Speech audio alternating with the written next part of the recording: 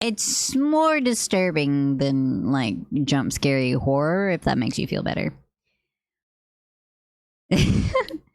Come one, come all, a voice called out over the strange sound of an old accordion. Cirque du Woods has a treat for you. Conjoined twins, a living, rotting beauty, a rose-eyed boy. Oh, the deformity. People continued by, passing the erratic ringmaster without a second thought. Only at Cirque du Woods can you see the things of your nightmares with your very own eyes. A devious look crossed the woman's face as she stared at a young girl before her mother dragged her off. Brother and I watched from the shadows as the drunk shoved unwanted flyers into people's faces. Sister, look what I see, he said as I began tugging at the collar of our itchy clown suit that the ringmaster made us wear. My eyes followed his crooked finger to a lone girl about 6 or 7 years of age. She has a bright smile and a joyous aura that brought the hatred housed deep in my heart boiling to the surface. I could feel Gen's jealousy rage rise as we stared at the girl in the world we used to be a part of. What do you think, Wen? Our heads turned toward each other, leaving a small gap we could never widen. Perfect, we stated in unison. Slowly, our gaze returned to the girl as we let out a quiet, maniacal laugh. Out of the shadows we came, giggling like the happy children we should have been. We bobbed and weaved through the crowd without so much as a glance from the swirling mass.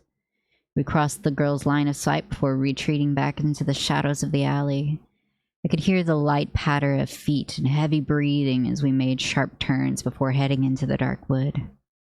Brother and I traveled in circles and zigzags, doing everything in our power to ensure she would never find her way out again. And, to our satisfaction, she followed our every step. We continued giggling, not to keep her interested. It was too late for her now. But to drown out the sound of the cursed music that hung in the air like a foul odor. It made us sick to our stomach hearing the same song over and over again on an endless repeat. Da da da da da da da da da. It always seemed to crescendo as we neared the circus. Brother and I were elated when the ringmaster chose us to go into town with her because the music almost disappeared, but it never would completely. We couldn't stray too far from neither the ringmaster nor the circus, nor could we fall apart at our own seam. The ringmaster has a leash on us all.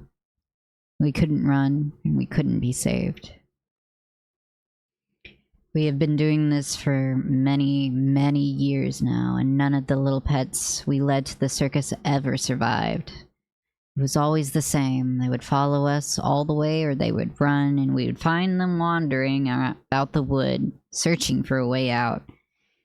In the end, we would introduce them to Riku and Michael before the ringmaster did her experiments. I could hear the music grow louder, so I spared a glance back with a fake smile on my face. The girl was beginning to slow down from exhaustion. It's time, brother. Indeed it is, sister. Our eyes met as he returned my smile with one of his own. In less than a minute, we lost the girl and arrived at the circus. We passed rotted fried food stalls filled with flies that feasted on... Man, that sentence is a little awkward. Desolate game booths that looked more like safety hazards, and the tall Ferris wheel lit up with a strange blue light from the souls that never survived before reaching the crown jewel. A massive red and yellow vertically striped tent where the ringmaster stood, waiting at the opening. Her head shot up and caught sight of us, causing our heads to drop as we shuffled to her impatiently waiting figure. Ah, they're my favorite pets, she snickered darkly before adding. Or should I say pet? Her laugh rang out, but this time more heartily. She loved that joke more than anything. We've heard it many times before and we should be immune to it, but it still burns with the intensity of 1,000 flames. Brother and I struggled to breathe as her whiskey-laced breath slapped us across the face. "Did you bring Mama a new toy?" she asked us with a bottle pressed to her lips. As she tilted it up, our stomachs churned as we nodded our heads slowly like the trained little monkeys we were. "Good. Now go set up the ring so we can greet our guest." We stood still as our only form of rebellion, but it didn't last long. "I said, set up the rings!" she yelled in Gen's ear as she shook her whip in my face. Remained stoic, giving no sign of tear, flinch, nor weakness. But it did nothing. She physically turned us around, drew her hand back, and sent it rushing forward. Unlike Gen, I couldn't take the pain. So when the fringed leather connected with my back, I let out an ear-piercing scream. "Now move!" With tears welling in my eyes, Brother and I quickly entered the tent. First, we went to Michael. He used to be a professional singer until the ringmaster caught sight of him. He had heterochromia, and the ringmaster was fascinated by the color of his left eye. She loved the dark blue and claimed it was unfair to his left eye to be stuck with his miserable excuse of a face. So one night, while Michael was sleeping, she crept into his chambers and dug out her favorite eye and put it into a jar so she could talk to it whenever she wanted. She later went back to get Michael from the hospital. In the empty socket, she planted a rose. She watched with joy as it grew into a grand blossom. Something about his blood was perfect for plant life, and so the rose continued to grow. Thorny veins wrapped around his head and spiraled down his left arm, earning him the nickname Little Garden. She later went back to get... He tried to escape, to die, but the ringmaster always caught him and locked him up in a rusty tiger cage. The plant soon began to deteriorate his mind, and the ringmaster worked that to her advantage. Now he sits in the farthest corner of his cage, rocking back and forth and singing out of key. "Precious little me, where would I be if the birds could see? Thank mother, sweet mother, that she hid me away." He spends his days repeating this song frantically, searching for imaginary birds trying to peck at him. Brother and I looked at each other before pushing the cage to the ring left of center. I glanced at the furthest ring with dread, eyeing the chair in the center. My eyes took in everything as if it hadn't already seen it 1,000 times before. From the rusty metal chair to the worn leather restraints at the wrists and ankles, it wasn't a sight easily forgotten. But the claw marks and blood always sent chills down my spine. "Come on, I don't want you to get whipped again, sister." Gen's voice broke my trance, and we moved on. Next was Riku. She was about 17, and she was beautiful. The ringmaster plucked her off the streets in Japan a few decades ago. She thought she could get flowers and vines to grow in place of the girl's hair, but when she planted the seeds in Riku's scalp, the opposite effect took place. The plant immediately began to decay, and the rot spread through Riku's body, causing her to turn to a sickly green, and her pale skin fell off at the slightest touch. The clank of a metal door unlocking drew me back to reality again. Riku sat at the table, staring into the center of a broken mirror. A few shards remained scattered about the edge of the once whole vanity. When she saw her flesh falling off her face the first time, she went berserk and smashed it. Now she sits there, brushing her hair and humming, oblivious to the occasional chunk she slowly tore from her scalp. Gen handed me her mask. "Riku." The sound of his voice echoing throughout the room made her freeze. "It's time to go." She nodded, just as her brush slipped from her fingers. As she went down to retrieve it, she caught sight of her reflection in one of the shards. Slowly, a hand reached toward her face. Just as the flesh fell loose, she screamed. Brother and I moved quickly, trying to soothe her with her precious darkness gifted to her by the mask. She dug her nails into our flesh as we struggled to drag her to the chair, but her squirming caused one of her legs to fall off, and she screamed louder. Finally, when we got her wrist and leg tied down, we put her mask on over her eyes, and she instantly calmed down. The only sound left was her panting and Michael singing. "We need to sew it back on," I said, with a monotone voice. "No time. For now, we put it in the ice cream cart."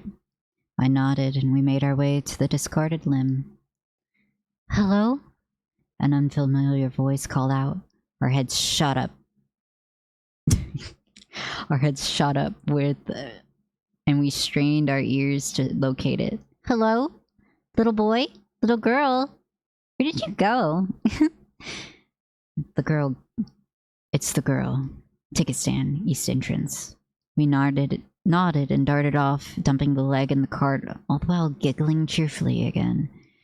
We grabbed her suddenly and tugged her along behind us to the center of the tent. First, we brought her to Riku and removed the mask with a mischievous laugh that confused the girl.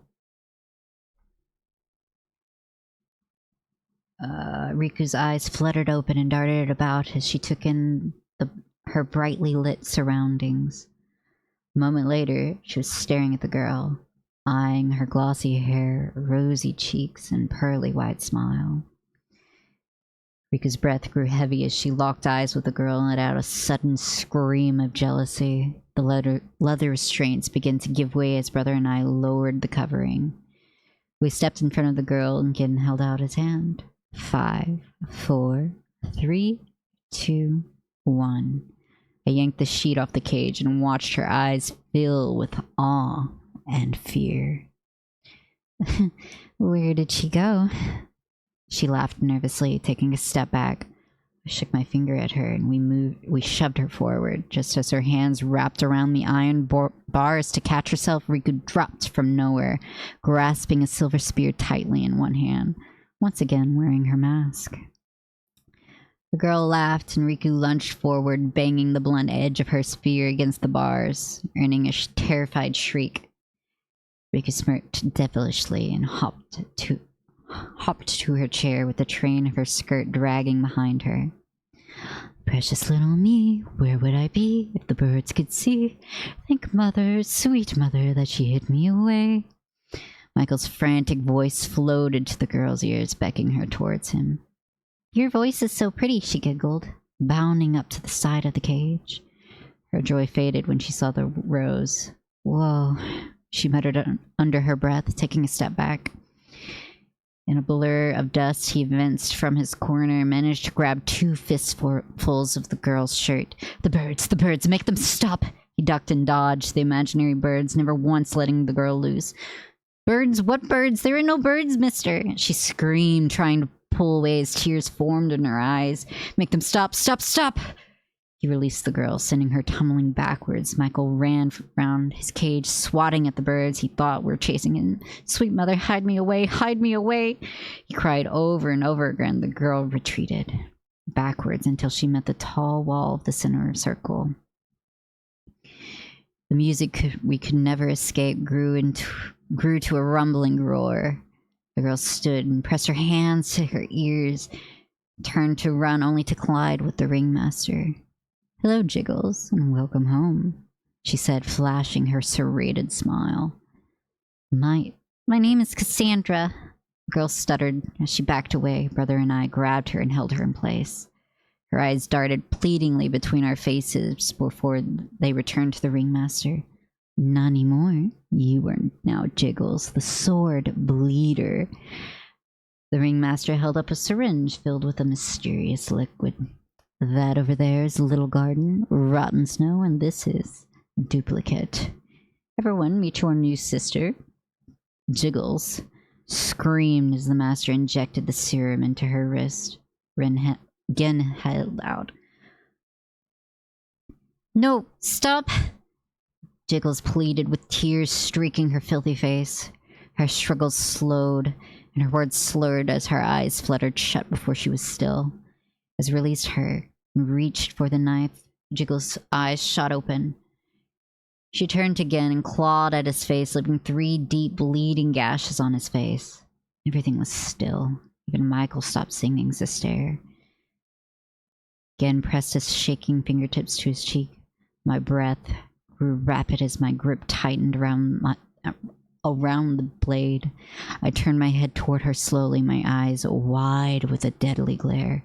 In a quick, fluid motion, I slashed her face open from the bottom left of her jaw over her eye to her temple. Her scream broke out and broke the silence, and Michael and Riku's sick laughter rang out. Blood gushed out of the wound. Then it all stopped as a sharp metallic edge began to creep out of her eye socket. Jiggles gasped as the dagger fell out. She cried out again, with blood dripping from her trembling lips. Duplicate! Ringmaster whined. You killed my new pet. Jiggles began choking on the blood and blades. She fell to her knees, spitting out the small blade. Her hands reached out for the ringmaster's long red coat, but Jiggles' face fell face first in the dirt as the ringmaster took a step back from the small hand covered in blood with a disgusted look. Don't touch me, filth! Help me, she gasped. Help yourself. My words dripped with venom as brother, the ringmaster, and I left her there, choking on her own essence. We walked through the woods, brother and I, stopping at the edge of an alley. We watched from the shadows as the people moved into indistinguishable masses in opposite directions. Come one, come all, the ringmaster called out. Sister, look, again pointed to a young boy about 10, bright eyes and a joyous aura that made our blood boil. He's perfect, we said in unison as a devious smile spread across our faces. And that's the end of the story. And with that, we have reached the end of our first 12-hour stream. I wrote that in middle school. It is heavily inspired by the Vocaloid song of the same name, Darkwood Circus, a similar name. Check out the song. You will see some of the reference there. The end, it takes a sharp turn from whatever was going on in that, because I couldn't remember by the time I was editing this.